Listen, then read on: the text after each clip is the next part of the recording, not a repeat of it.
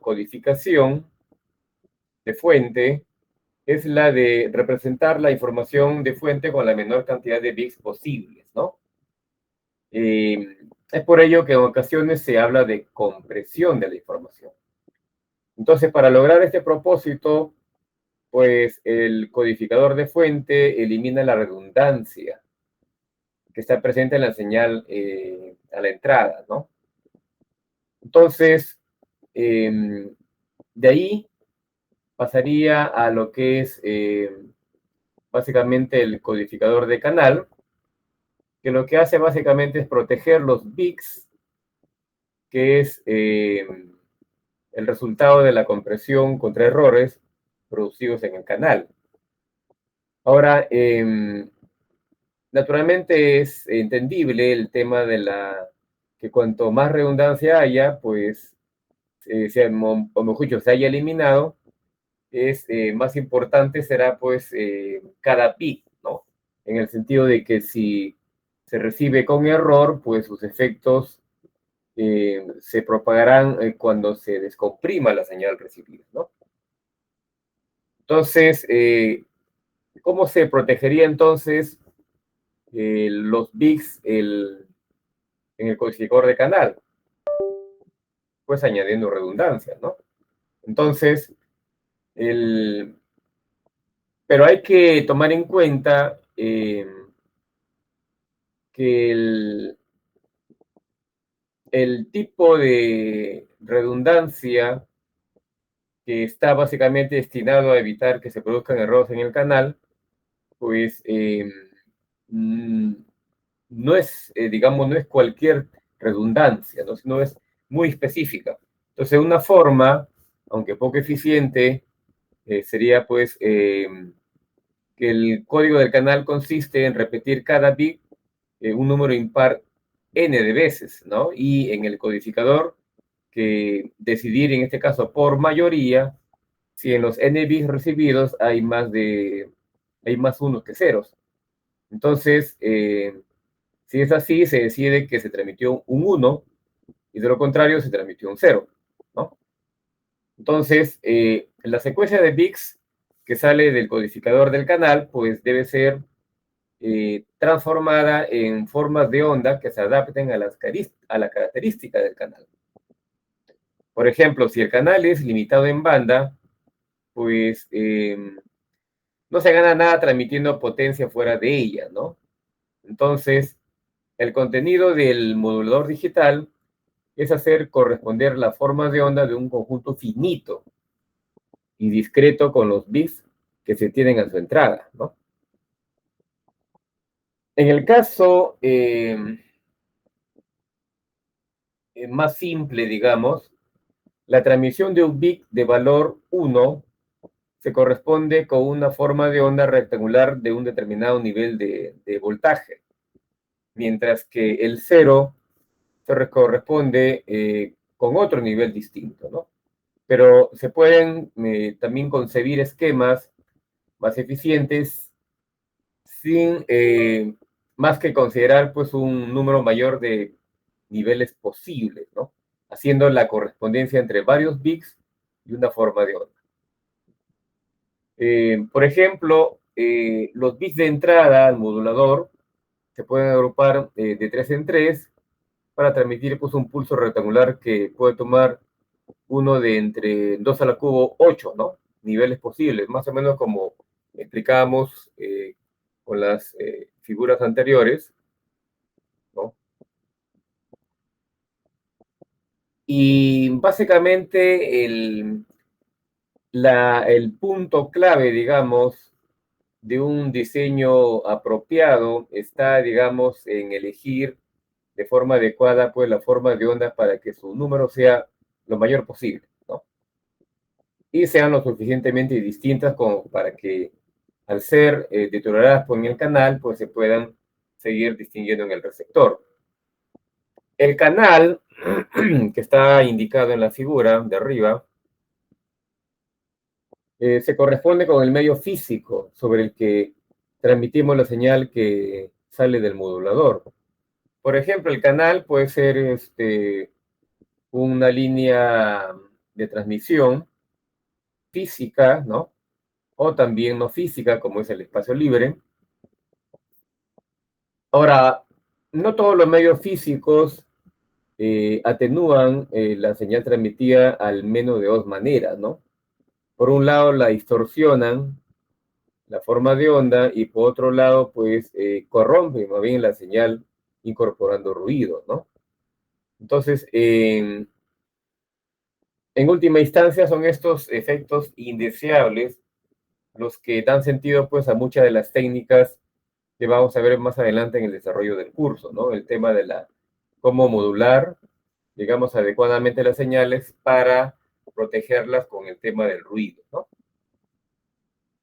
Ahora, los bloques que siguen, que son el de modulador digital, el decodificador de canal y el decodificador de fuente, realizan las funciones inversas al modulador digital, al codificador de canal y al codificador de fuente. Convierte la forma de onda recibida en un grupo de bits, para lo que suele buscar pues aquella forma de onda transmitida que más se le parezca a la recibida, ¿no? Y en cuanto al bloque denominado sumidero, el último, implica la vuelta al mundo analógico, ¿no? O sea, convertir lo digital a analógico, en el caso que se transmitió una señal analógica, para que pueda ser, digamos, recuperada y utilizada por algún usuario específico, ¿no? Entonces, los bloques, codificador de fuente, codificador de canal y modulador, pues componen el transmisor, mientras que el demodulador, el codificador de canal y el decodificador de fuente componen lo que es el receptor, ¿no? Entonces, la idea es mantener una comunicación bidireccional y básicamente estos dos, digamos, bloques o, digamos, cadena de bloques conforman un equipo único, de manera tal que se conoce como el modem, ¿no? Término, digamos, muy común, ¿no? Que combinan las palabras de modulador y demodulador, ¿no? Bien, entonces los algoritmos de codificación y decodificación de fuente son dependientes de la característica de la señal de entrada, ¿no? Por lo que suelen ser descritos pues en forma muy específica. Ahora, con relación a la siguiente figura, que es donde dice modelo de un sistema de comunicación digital 2, pues ahí vemos, digamos, algo más específico, algo más reducido. Y, por ejemplo, en esta figura, la fuente de información pues emite una secuencia de símbolos, ¿no? Pertenecientes a un determinado alfabeto, ¿no? Y la salida pues será un cierto símbolo que pertenecerá al mismo alfabeto con el cual se estaba tratando, ¿no? Puesto que el número de símbolos emitido es finito, eh, quizás la decisión no sea la correcta que se tome para efectos de la emisión de los símbolos. Pero naturalmente se debe de asegurar que el símbolo elegido sea uno de los posibles que se van a recibir, ¿no? Entonces, uno de los parámetros que determina las prestaciones del sistema, básicamente es la probabilidad media de errores de los símbolos transmitidos. Bueno, en general, esta probabilidad de error es una función de todos los elementos presentes en la transmisión y recepción de la comunicación y su dependencia respecto a los mismos, pues se va a tratar, digamos, más en detalle conforme avancemos con el curso.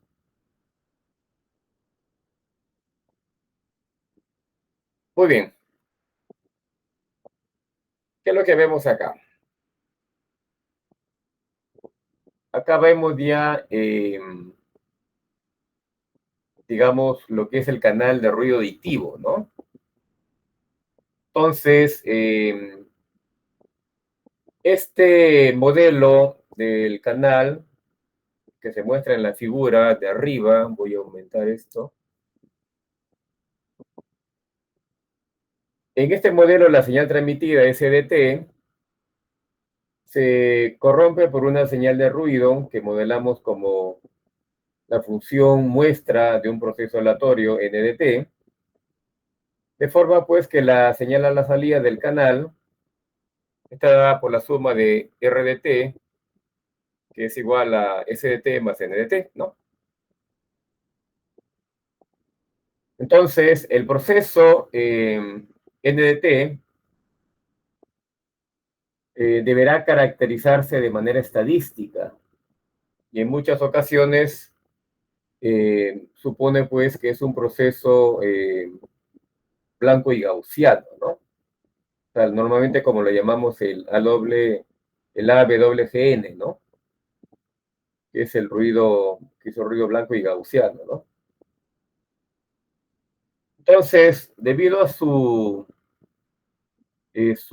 simplicidad desde el punto de vista matemático y que puede aplicarse a muchos sistemas, este modelo básicamente se utiliza muy ampliamente en los modelos de comunicación y la existencia de una atenuación básicamente se considera eh, en todo modelo de comunicación digital, ¿no? Entonces, la salida, digamos, más real y concreta a esta ecuación que está a la salida, que es SDT más NDT, en realidad acá sería por un factor, digamos, alfa, alfa por SDT más NDT, donde alfa viene a ser un factor de escala, ¿no?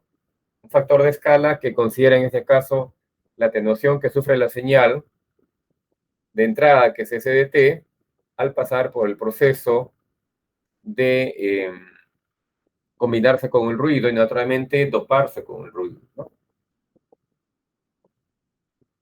Ahora, ¿qué entendemos nosotros por canal de filtro lineal invariable con el tiempo? Que es precisamente la figura que sigue, ¿no?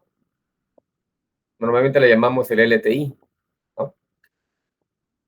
Entonces, en estos casos, se puede modelar la atenuación y el desfase introducido por el canal de comunicación como un filtro lineal invariable con el tiempo, que junto con el ruido aditivo, pues, como se muestra acá en la figura, H sub CDT representa la respuesta impulsiva del canal. Es decir, la respuesta del canal cuando la señal de entrada es una función delta de t, es una función, digamos, muy puntual, que es la función conocida delta de t, y que da como resultado, pues, digamos, la respuesta al impulso, lo que normalmente llamamos, ¿no? Entonces, esa característica, digamos, del canal, eh, que es la respuesta al impulso, en este caso es H sub CDT, y combinado con el ruido NDT nos va a dar la respuesta o el resultado que se espera para esos casos en un canal LTI, ¿no? Ahora, naturalmente que esto tiene un desarrollo analítico, matemático, ¿no? Que básicamente se utiliza el concepto de convolución para obtener en este caso, pues la distribución, en este caso, de las componentes de la entrada, del ruido, de la respuesta al impulso y finalmente obtener la salida de RDT, ¿no?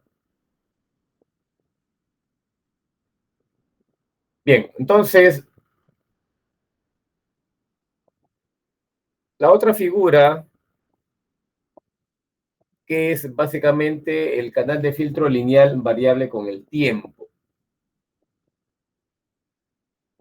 Bueno, esto está representado en la figura, en este caso 1.5, que está ahí. Bueno, un canal lineal variable con el tiempo que normalmente se llama LTB, bueno, acá le faltó la L, acá en el paréntesis, será aquel en que la respuesta en frecuencia del mismo será pues una función no solo de la frecuencia, sino también del instante en que se observe dicho canal. Entonces, en un canal LTB, pues la respuesta en un determinado instante, digamos T sub 0, viene dada pues por una sumatoria, una combinación de, en este caso, el espectro de esta respuesta al impulso del canal, que también es H de C, H sub C, por el espectro, en este caso, de la señal de entrada, que es S de T, más la componente de ruido, ¿no? Entonces, esas características definen lo que es un canal de filtro lineal variable con el tiempo, ¿no? Naturalmente tienen sus características muy puntuales y se puede decir, digamos, que H sub C de T y de tau, que está acá, de bloque, se le suele llamar la respuesta impulsiva del canal variable con el tiempo. Ahora, si la entrada de dicho canal es S de T, como indica la figura, entonces la respuesta del mismo, que es R de T, es la combinación de esa respuesta al impulso, un posible, en este caso, eh, variación en el tiempo debido a un componente tau, que va a originar, digamos, un desplazamiento de esa respuesta al impulso. Bien, la siguiente figura, digamos, es mucho más, digamos, específica. Es básicamente la, el modelo de comunicación digital, un poquito más elaborado, digamos, si se puede llamar así. Aquí en esta figura, por ejemplo, vemos eh, la fuente de información que va, digamos, a la entrada del sistema. Lo que vemos también ahí, que como se mencionó en las exposiciones, se aplica mucho a lo que es el teorema de Shannon, así también como la capacidad del canal, y naturalmente se aplican las teorías de codificación del canal para el caso de canal discreto sin memoria, ¿no? Entonces, el canal, de todas maneras, se caracteriza, digamos, como un elemento que permite, digamos, el paso de del procesado de la señal de entrada hacia el receptor y que este, digamos, realiza un dopaje a la señal que se está transmitiendo, generando, digamos, un aumento en cuanto, por ejemplo, a las componentes de ruido, a la distorsión, y eso afectaría también incluso hasta el ancho de banda, ¿no?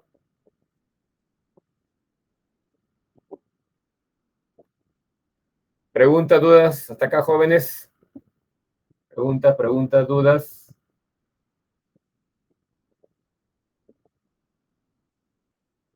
Bien, seguimos entonces. Bien, ¿qué tenemos ahí? Tenemos ahí, incluso ya lo han mostrado también ustedes en sus ponencias. Ahí, por ejemplo, tenemos señales en tiempo continuo y en tiempo discreto. Naturalmente que tienen definiciones muy específicas. Por ejemplo, ¿qué entendemos por señal? Bueno, una señal puede definirse como una función que transmite información generalmente sobre el estado o el comportamiento de un sistema físico aunque las señales pueden representarse de muchas maneras, en todos los casos la información está contenida en la variación de alguna magnitud física, ¿no? ¿Cuál es la clasificación de las señales? Tenemos señales deterministas y aleatorias. Una señal determinista y aleatoria se clasifica como determinista cuando no hay incertidumbre acerca del valor que tiene en cualquier instante del tiempo, ¿no? Una señal es aleatoria eh, para la que existe cierta incertidumbre respecto a su valor, ¿no? Y matemáticamente se modela como una función muestra de un proceso aleatorio, ¿no? Después también tenemos las señales periódicas y no periódicas. Cuando una señal es periódica, en este caso con periodo, por ejemplo, t sub 0, si existe una cantidad, digamos, t sub 0 mayor que 0, ¿no? Siendo t sub 0, pues, el valor más pequeño que cumple esta relación. Y una señal se denomina no periódica cuando no cumple esta condición, ¿no? Después tenemos señales analógicas, discretas, muestreadas y digitales. Ahí se ven algunas. Bueno, una señal analógica es aquella que está definida para todo tiempo t, y una señal discreta solo está definida en un conjunto numerable de valores del tiempo, ¿no? Entonces, una señal muestreada está definida para todo instante del tiempo, aunque solo puede tomar valores en un conjunto numerable, y una señal digital es aquella que solo está definida en un conjunto numerable de valores del tiempo y toma valores en un conjunto numerable, ¿no? Ahora, en cuanto a las señales de potencia y energía, si tenemos una señal eléctrica que representa pues una tensión o una corriente, ¿no? Podemos definir, digamos, la potencia instantánea disipada a través de una resistencia lineal invariante con el tiempo de R ohmios que considere pues dicha tensión y dicha corriente, ¿no?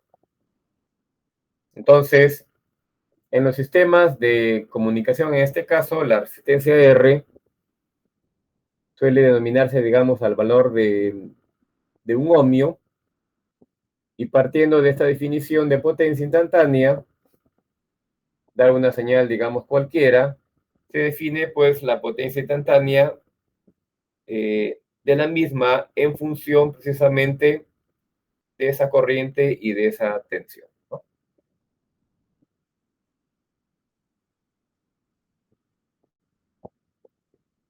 Muy bien, acá tenemos algunas señales adicionales, como las deltas de Dirac también, como ya se mencionó en las ponencias.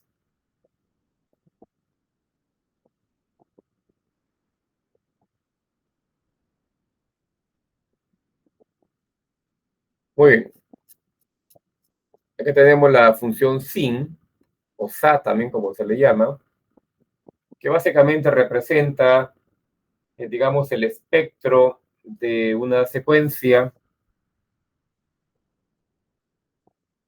binaria donde el lóbulo principal, que es el pico mayor, pues nos indica, digamos, una frecuencia principal o una frecuencia central, ¿no?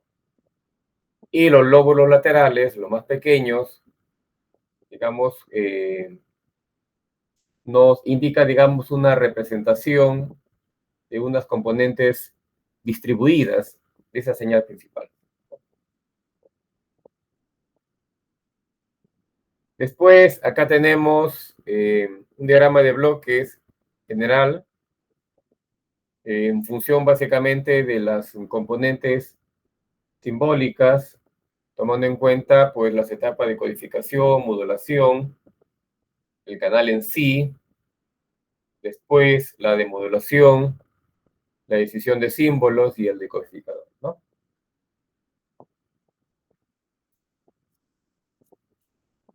Bueno, y por último ya, este también es un modelo similar al anterior, donde se considera pues ya el ruido gaussiano, se recordarán el ruido gaussiano, básicamente como un componente adicional a la señal que se transmite y que va, digamos, a corromper, digamos, a la señal que se emite desde la fuente hacia el receptor, ¿no?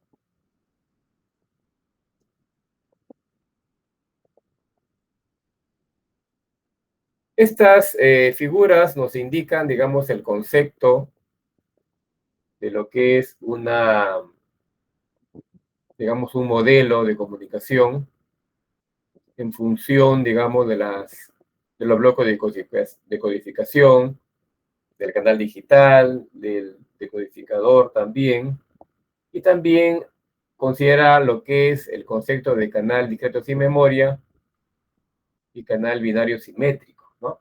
Esos conceptos son muy importantes porque básicamente nos va a indicar, por lo menos en la teoría de procesamiento digital de señales, nos va a indicar cómo se comporta, digamos, un determinado canal en función de la respuesta al impulso, por ejemplo, que es el modelo, digamos, que se puede llamar básico, ¿no?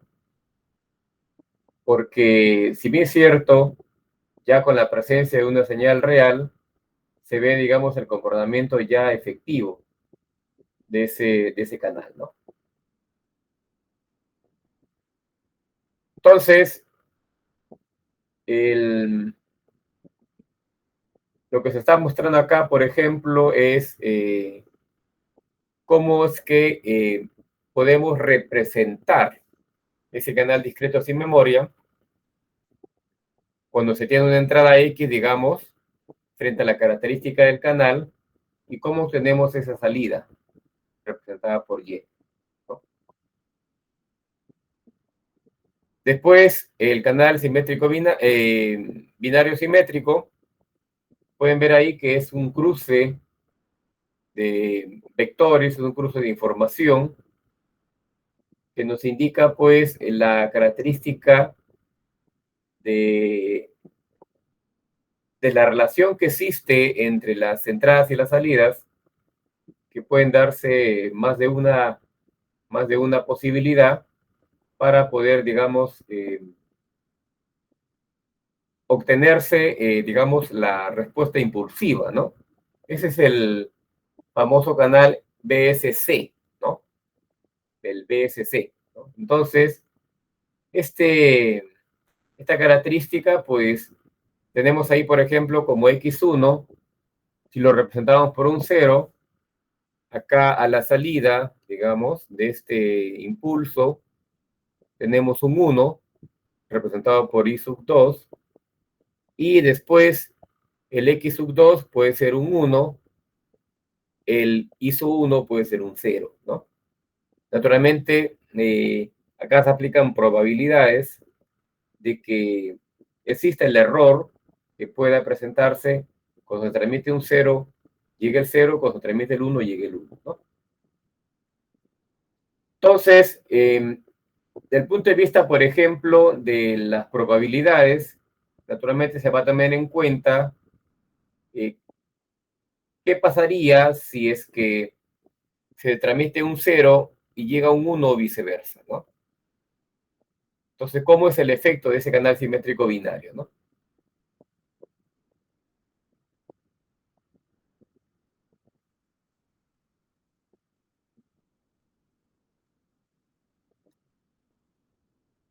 Bien, ¿qué tenemos acá? Pues diagramas también, digamos, relacionados con los conceptos que hemos mencionado anteriormente y que también tienen que ver con el tema de la señal de entrada, el ruido gaussiano y el proceso de modulación de la señal para obtener la información transmitida.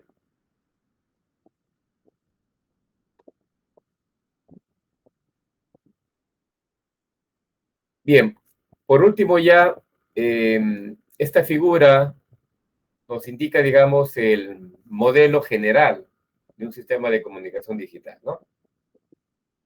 En este caso, utilizando el modelo de canal gaussiano y con entrada digital. Entonces, estos bloques los vamos a ver de manera progresiva en el transcurso del curso, cuando ya veamos otros puntos, otros temas que vamos a abordar en las siguientes semanas. Bien, pregunta, duda, jóvenes, algo que no haya quedado claro quizás.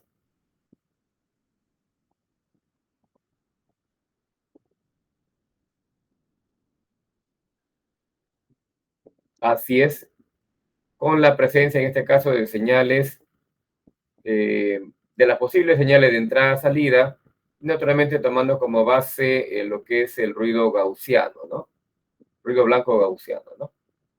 Porque ya sabemos que el ruido blanco gaussiano toma como referencia, digamos, lo que pasa en la respuesta al impulso del canal. Entonces, en función a eso, vemos cómo se comporta y podemos predecir cómo se podría, digamos, comportar una señal real cuando se transmite ya data real, ¿no? Entonces, es muy importante estos modelos porque nos van a, digamos, proyectar para una posible verificación de una información real y su comportamiento frente, por ejemplo, a propagación, en el caso que se transmita a través de radio, ¿no? A través del espectro.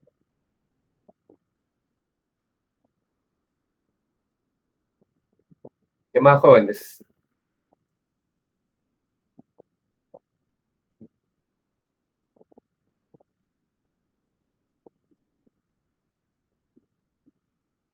¿Ah?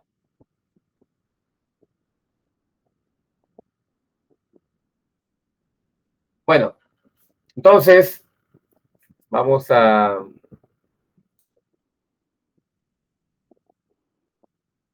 pasar a asistencia, que creo que están todos, ¿ah? Parece, me parece. De esta manera voy a pasar a asistencia. A ver, empezando por el alumno Cayetano. Cayetano. ¿Dónde está Cayetano? Chero. Sí, profesor Cayetano presente, disculpe.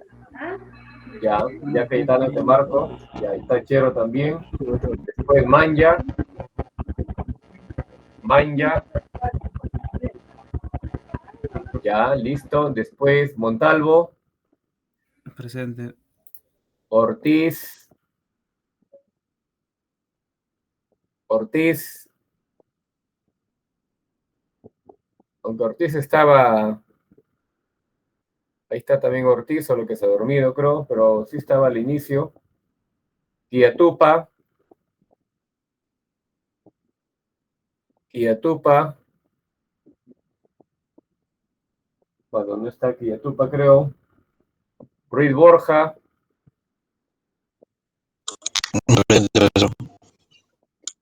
Y por último, Ruiz Santos. Presente. Ya, muy bien. Entonces, aparentemente el alumno Quiatupa no está.